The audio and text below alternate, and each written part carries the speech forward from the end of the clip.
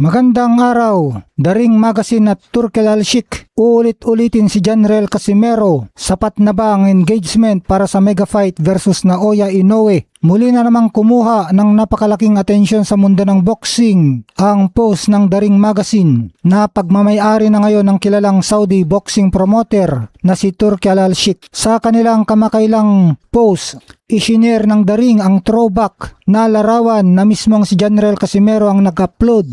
Makikita sa larawan si Casimero kasama ang kampyong si Shakur Stevenson matapos ang kanilang matinding sparring session noon na nilagyan ng Pinoy fighter ng simpleng caption na "Back in the day, me and Shakur Stevenson." Mula nang maitala ni Casimero ang isang napaka-impresibong panalo laban sa Mexican warrior na si Luis Nery, tila hindi na nakawala ang atensyon ni Turkel Al-Sheikh sa Pinoy sensation. Sunod-sunod at tila hindi na ipinapahinga ng media outlet nito ang pagpopos ukol sa Pinoy champ. Ayon sa mga eksperto at taga-subaybay ng palakasan, tila itines na ni Al-Sheikh ang market value at tunay na hatak ni Casimero sa publiko. Ito ang magiging batayan kung maglalabas ba siya ng napakalaking pondo at puhunan upang paglabanin na ang dalawa na pinakamahusay na boksingero sa lower weight division na sina Janriel Casimero at Naoya Inoue. At hindi naman nabigo ang promoter sa resulta. Kitang-kita ang kakaibang lakas ng hatak ni Casimero sa mga tagahanga. Bawat post sa kanya ng Daring ay kumakalap ng napakataas na komento at shares.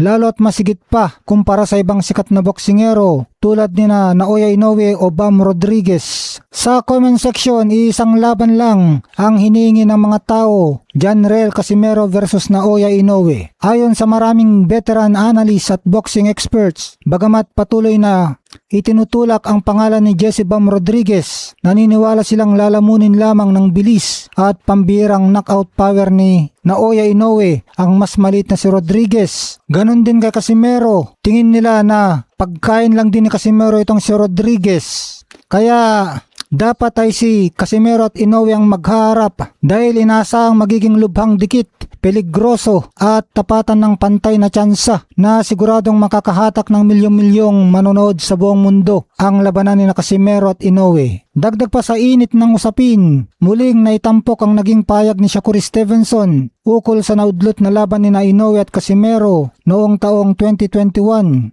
Ayon kay Stevenson, ang pangunahing dahilan kung bakit hindi natuloy ang laban at hindi man lang lumipad si Inoue patungong Estados Unidos noon ay dahil sa takot ito kay Casimero. Sa pananaw ng Amerikanong kampiyon, alam ni Inoue sa kanyang sarili na malaki ang posibilidad na matalo lamang siya ni Casimero sa mga panahong yun, kaya mas pinili nitong umiwas. Sa patuloy na pag-ingay ng pangalan ni Casimero sa tulong ng Daring Magazine at sa bukas na interes ng mga promoter tulad ni Turkel Al-Sheikh, mas lalong nagiging malapit sa katotohanan ang pangarap ng mga fans na makitang magtuos sa wakas sina Casimero at Inoue sa loob ng lona. Mawawalan na nga ba ng dahilan si Inoue para iwasan pa si Casimero ngayong ang mismong publiko at ang malalaking pera sa Saudi Arabia ang humihingi na ng laban? Magandang araw, pag-usapan natin, Turkel Al-Sheikh, niluluto na ba ang mega fight ni Casimero at Inoue, ang pinakamalaking laban sa lower weight division? Mukhang inihahanda na ni His Excellency Turkel Al-Sheikh ang mundo ng boxing para sa isa sa pinakaabangang tapatan sa kasaysayan ng lower weight division, Janriel Cuadralas Casimero versus Naoya the Monster Inoue. Napapansin ng mga taga-subaybay ng boxing na nagiging madalas ang mga post ng Daring Magazine na pagmamayari na ngayon ni Al-Sheikh patungkol kina Casimero at Inoue. Lalo pang umaayon ang pagkakataon para sa Filipino champion matapos maiulat na hindi na matutuloy ang pinaplanong mega hit sa pagitan ni Inoue at Bam Rodriguez sa Pebrero 2027. Kasunod ng pagkakaroon ni Rodriguez ng nakatakdang laban sa huling bahagi ng taon. Si Casimero ang nangungunang pambato sa mga natitirang contender sa Super Bantamweight Division. Si Casimero ang may pinakamalakas na hatak sa publiko. Sa katunayan, kapansin-pansin mas matataas ang engagement at reaksyon sa mga social media posts ng The Ring Magazine tuwing tampok si Casimero kumpara sa ibang boksingero, kabilang na si Inoue. Bukod sa popularidad, may solidong resibo si Casimero sa loob ng ring. Ang kanyang dominasyon kay Luis Nery. Si Luis Nery ang kauna-unang boksingero na nakapagpabagsak kay Inoue. Subalit na makatapat ni Casimero si Nery, itinuring itong isang masterclass na pagwasak. Mas mabilis at brutal na tapos ni Casimero kay Nery kaysa kay Inoue. Tinapos ni Casimero si Nery sa round 4 pa lamang habang pinabagsak ito ng 6 na beses. Mas mabilis ito kumpara sa round 6 stoppage ni Inoue kung saan 2 beses lamang niya na ipabagsak si Nery. Dahil dito muling ipinaalala ni Casimero ang kanyang kataga. Kung talagang ayaw akong labanan ni Japanese Turtle, okay lang. Dahil sa pagtalo ko kay Nery ng ganong kabrutal, parang tinalo ko na rin si Inoue. Ang interes ni Turkel Al-Sheikh at ang what if, hindi rin may tatago ang matinding interes ni Turkel Al-Sheikh sa matchup na ito. Kamakailan ay nagpost pa ito ng tanong sa publiko, ano kaya ang naging resulta kung natuloy ang naudlot na laban ni Casimero at Inoue noong Abril 25, 2020 sa Las Vegas. Ang pagiging curious ni Al-Sheikh ay malinaw na indikasyon na nakikita niyang napaka-kompetitibo at kapanapanabik ng tapatang ito. Di tulad ng ibang nakalaban at natitirang mga contender sa super bantamweight na tila kulang sa ingay at predictable ang resulta. Ang pagharap ni Inoue at ng angas ng Pinas lamang ang nagbibigay ng totoong banta at excitement sa mga tagahanga. May mga lumabas din na ulat na hangang-hanga sa Al-Sheikh sa estilo at personalidad ni Casimero. Maging ang sikat na one-hand push-up ni Cuadro Alas matapos niyang inakaut si Duke Maika ay napansin at pinuri ng Saudi official dahil sa ipinakitang lakas at stamina nito kahit katatapos lang ng laban. May naamoy ba kayo? Sa kasalukuyan nasa Japan si Casimero upang makipagpulong sa kanyang promoter na si Koki Kameda para ayusin ang kanyang mga susunod na akbang at kumuha ng mga matitinding sparring partners. Matapos ang magkasunod na tampok sa kanila ni Inoue sa The Ring Magazine, nag-iwan ng palaisa pang komento si Casimero. Wala ba kayong naaamoy? Isang pahiwatig na posibleng gumagalaw na ang mga negosasyon sa likod ng entablado. Kapag ang nag-alok ng milyong-milyong dolyar ay ang kampo ni Turkel Al-Sheikh sa Saudi Arabia, halos imposibleng tumanggi pa ang kampo ni Naoya Inoue. Handa na ba ang mundo para sa Casimero versus Inoue? Isang bagay ang sigurado, ito ang labang hindi palalampasin ng buong mundo ng boxing. Magandang araw. Pag-uusapan natin, Bam Rodriguez umatras kontra Naoya Inoue at Turkel Al-Sheikh. Si General Casimero ipinalit para labanan ang Monster. Maingay at pumapatok muli ang pangalan ng dating 3 division na kampiyon na si General Cuadro Alas Casimero sa mundo ng boxing. Matapos mag-re-upload ang sikat at prestiyosong The Ring Magazine na mga nakalipas niyang highlights, inilabas ng nasabing publication ang video ng dominasyong ipinakita ni Casimero laban kay Duke Maika kung saan pinatumba niya ito sa pamamagitan ng 3rd round TKO upang magtagumpay na idepensa ang kanyang WBO Bantamweight World Title noong panahon ng pandemya. Ipinaalala rin sa nasabing post na si Naoya The Monster Inoue sana ang original niyang makakatapat noon. Ngunit dahil sa pagka-stranded ng Japanese fighter, dulot ng mga travel restriction, kaya kay Duke Maika na ibuhos ng Pinoy pugilis ang kanyang bagsik. Samantala,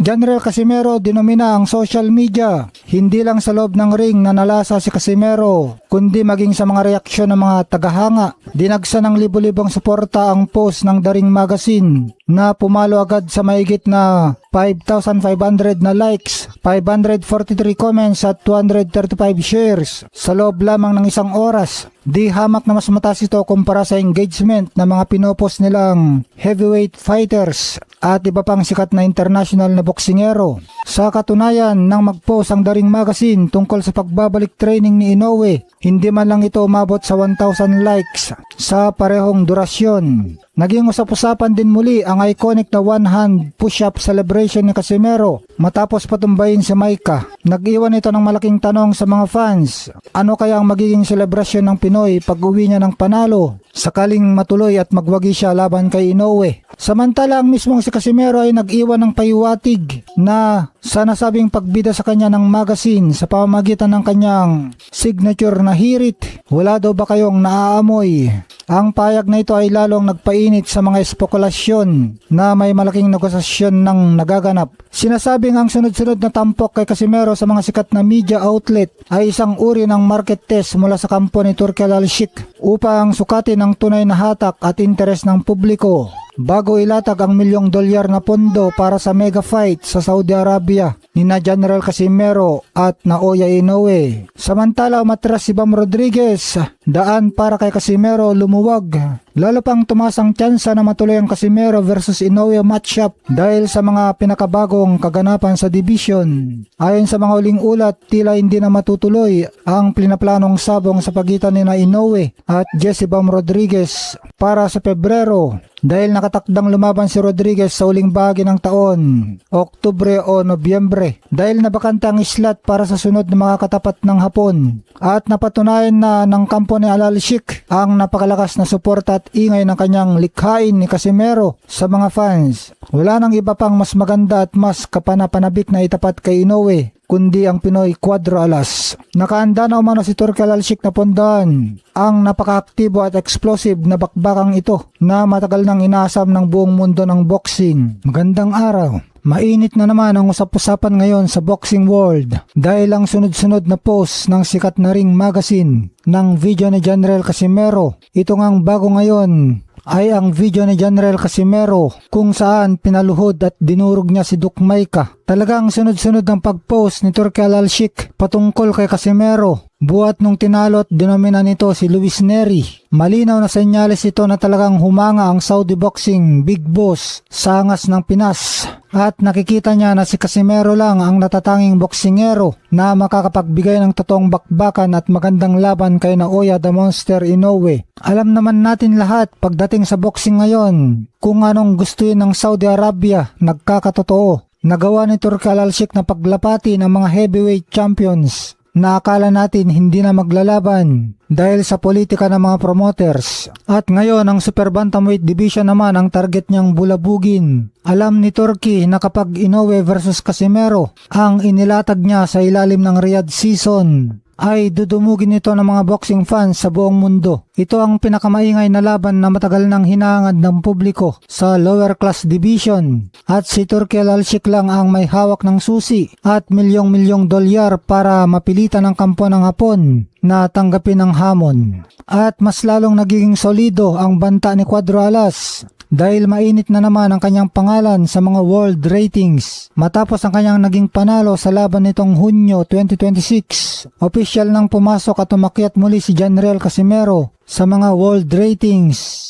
ng mga pangunahing boxing federation sa magkaibang division. Sa dibisyong super bantamweight o 122 pounds, solidong nakaupo si Casimero bilang rank number 1 sa IBO, rank number 4 sa WBO, at matapos ang napakahabang panahon, muli siyang nakabalik at nakapasok sa top 10 dahil nasa rank number 10 na siya ngayon sa IBF. Hindi lang yan, dahil maging sa mas mataas na timbang ay nakapila na rin siya bilang rank number 11 sa WBC Featherweight Division. Dahil sa apat na naglalaki ang ranking na ito, unti-unti nang napapalapit si Casimero para maging isang opisyal na mandatory challenger sa mga kasalukuyang world champions. Matapos i-post ng Ring Magazine ang bagsik ni Casimero, ay sununod din agad ang post patungkol naman kay Naoya Inoue tungkol sa pagbabalik ni Naoya Inoue sa gym at puspusan na naman ang pagte-training ni Inoue pagkatapos ng kanyang naging laban kay Junto Nakatani. Mukhang sinasadya ng Ring Magazine na pag-aari ni Turki Al-Sheikh na pagsabayin ang ingay ng dalawang boksingerong ito para lalong uminit ang tensyon. Nasabi na dati ni Turki Al-Sheikh na ito ang paraan niya para matesting kung malakas ang demand ng Inoue versus Casimero sa mga fans at kung matutuloy ang bakbakan ni Inoue at Casimero sa Riyadh, Saudi Arabia sa mga susunod na buwan.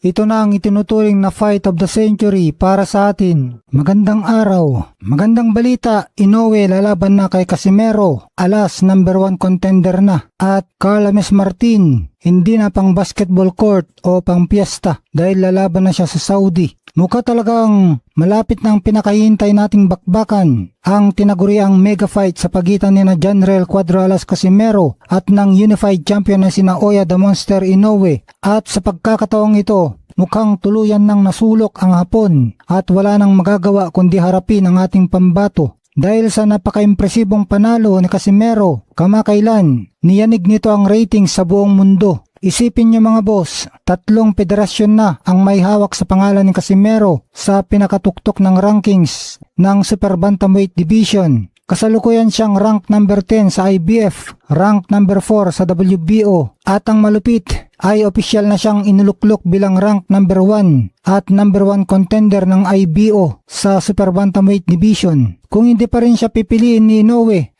para sa susunod nitong depensa, talagang nakakaya na sa buong mundo. Malinaw na patunay na takot lang siyang harapin si Cuadralas. Kaya naman sa ayaw at sa gusto ng kampo ni Inoue, mapipilitan na silang lumaban. At ito pang matindi mga boss, napatunayan na rin mismo ng big time promoter na si Turki Al-Sheikh na napakalaki at napakatindi ng demand ng mga fans kapag si Casimero ang itinapat kay Inoue. Dito talaga ang dagsaan ng pera at bakbakan. Sa totoo lang, wala nang kapanapanabik o exciting na kalaban si Inoue sa kanyang division ngayon. Marami ang nagsasabi na wala nang makakapagbigay sa kanya ng tunay na hamon. Kahit pa ang pinag-uusapang si Jesse Bam Rodriguez, marami ang kumbinsido na masyado itong maliit at hindi kakayanin ang bilis at lakas ni The Monster. Ang nakikitang solusyon para sa isang tunay na giyera ay walang iba kundi ang ating IBO number 1 contender na si Cuadralas. Bagamat may hirit na medyo may edad na si Casimero sa kanyang edad na 37, alam ng mga tunay na boxing fans na nakitaan si Inoue na makahinaan sa mga huli niyang laban kay Luis Neri at Ramon Cardenas, kung saan bumagsak siya sa mga ito, mga kahinaang kayang-kayang pasabugin ni Casimero.